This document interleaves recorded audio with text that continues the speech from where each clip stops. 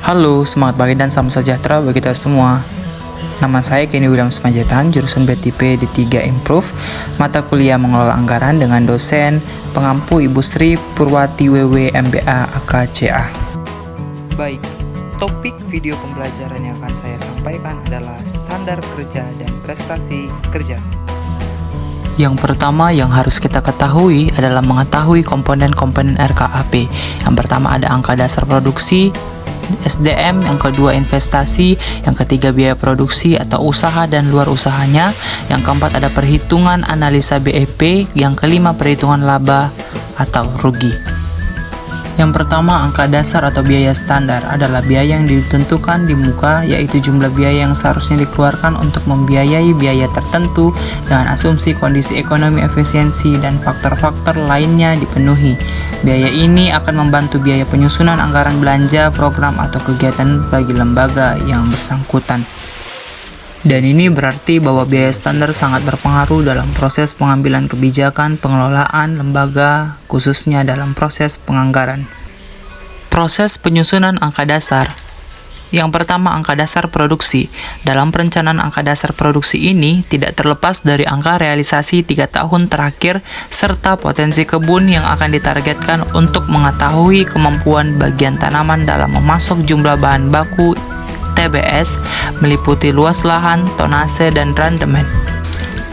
Yang kedua, angka dasar SDM. Dalam penyusunan anggaran gaji dan tunjangan karyawan selalu mengacu pada data-data realisasi pada 3 tahun terakhir dan realisasi per 1 Juli tahun penyusunan RKAP, di mana untuk memprediksi jumlah tenaga kerja sesuai kebutuhan dan peraturan yang baru. Yang ketiga, investasi merupakan aktivasi yang bersifat permanen, di mana aktiva tersebut dapat digunakan dalam jangka waktu yang relatif lebih lama dan nilainya cukup material. Hal-hal yang harus diperhatikan dalam menyusun angka dasar untuk aneka tanaman. Inilah hal-hal yang perlu diperhatikan. Yang pertama, dari luas areal TBM dan TM, ada kebun sendiri, kebun plasma, dan total sendiri ditambah plasma.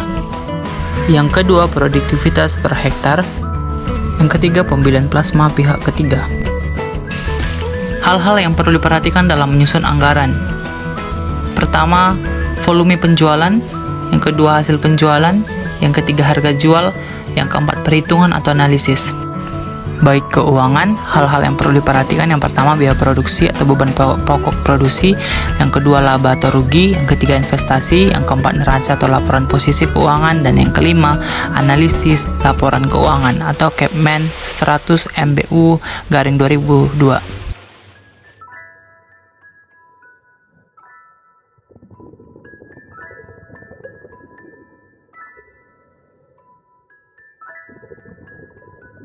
Hal-hal yang perlu diperhatikan dalam sumber daya manusia dan umum. Yang pertama, tenaga kerja. Yang kedua, pendidikan dan pelatihan. Yang ketiga, hukum dan pertahanan. Yang keempat, perizinan. Dan yang kelima, pelepasan. Norma-norma dalam penyusunan anggaran. Yang pertama, norma pembukaan lahan. Ada blocking tenaga kerja, cat, subtotal cost, teresan tenaga kerja, subtotal cost. Kemudian teresan individu, tenaga kerja, subtotal cost.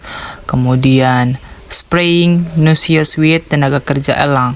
Kemudian ada juga penanam LCC, tenaga kerja, guna beraktiata, PB polybag, pupuk RP, PJ, dan CM.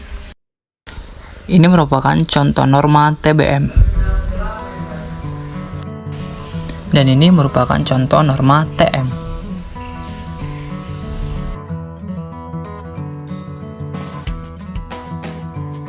Kemudian kita masuk ke prestasi kerja. Prestasi kerja adalah evaluasi yang sistematis terhadap pekerjaan yang telah dilakukan oleh karyawan dan ditujukan untuk pengembangan prosedur yang formal yang dilakukan organisasi untuk mengevaluasi pegawai dan sumbangan serta kepentingan bagi pegawai. Indikator prestasi kerja.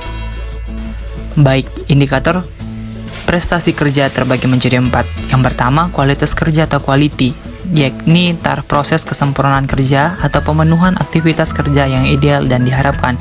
Yang kedua, kuantitas kerja atau quantity, jumlah yang dihasilkan dalam konteks nilai uang, jumlah unit atau jumlah penyelesaian suatu siklus aktivitas.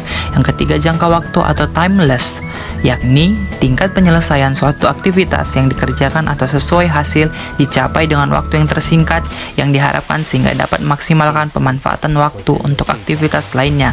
Yang keempat, efektivitas biaya atau cost effectiveness, yakni tingkat maksimalisasi sumber daya organisasi untuk memperoleh hasil terbanyak atau menekan kerugian.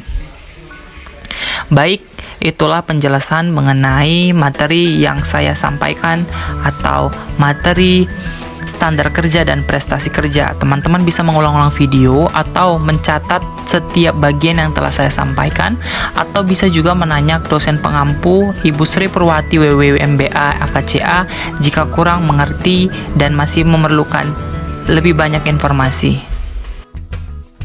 Sekian penjelasan dari saya. Terima kasih atas perhatiannya. Sampai jumpa di lain waktu di materi selanjutnya.